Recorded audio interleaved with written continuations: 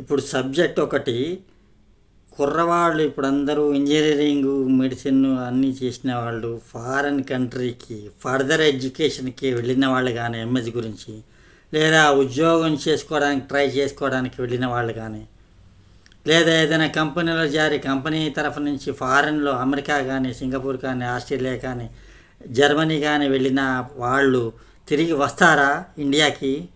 ఇది పెద్ద ఒక బిలియన్ క్వశ్చన్, ఒక బిలియన్ల ప్రశ్న.